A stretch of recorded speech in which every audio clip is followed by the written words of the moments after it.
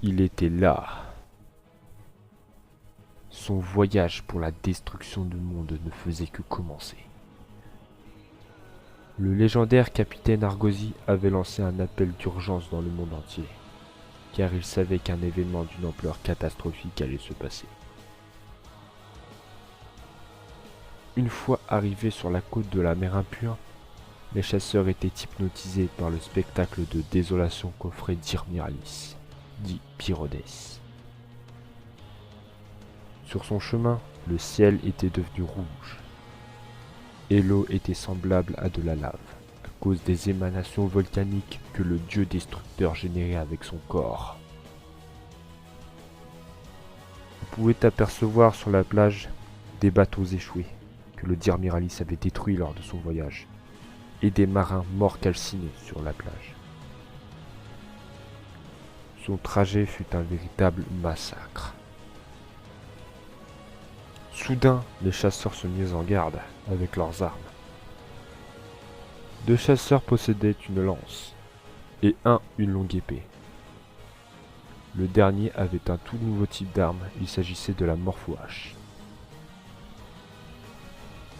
Ils attendaient avec peur le premier assaut de la créature.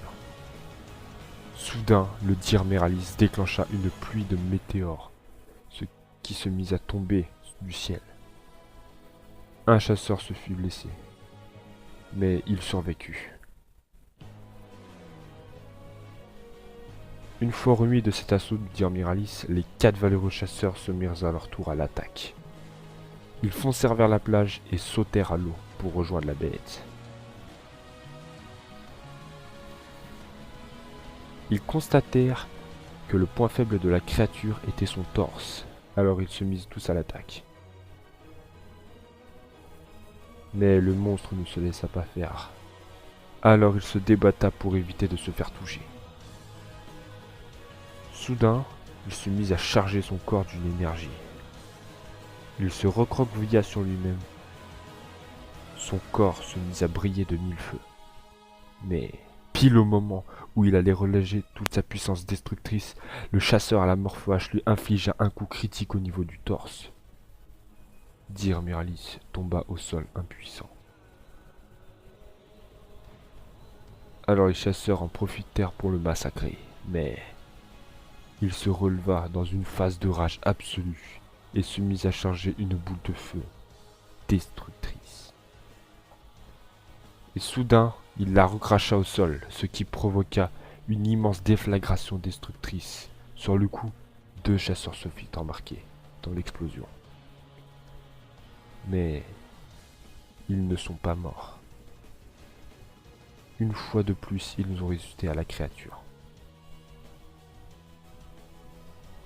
Quelques minutes plus tard, la créature décida de sortir de l'eau pour combattre sur la terre ferme, ce qui n'avantageait pas les chasseurs car son torse était extrêmement haut. C'est alors qu'ils attaquèrent sans répit pour faire tomber le dragon. Soudain, le héros à la lance forgée en zinogre stygian lui infligea un coup au niveau de la patte, ce qui fit chuter le monstre. Alors ils foncèrent tous vers le torse et en profitèrent encore pour le massacrer. C'est après cet assaut des chasseurs que le Dir Miralis décida de retourner dans l'eau pour les fuir, mais les chasseurs le traquaient sans répit et le Miralis n'en pouvait plus. Il était sur le point de succomber. C'est alors que tous ensemble les chasseurs lui infligeaient le coup mortel. Et tout à coup la divinité n'était plus. Pyrodès, qui était devenu Miralis, venait de succomber face à l'humanité. C'est à ce moment que le monde connut une grande période de paix. Mais pour combien de temps ?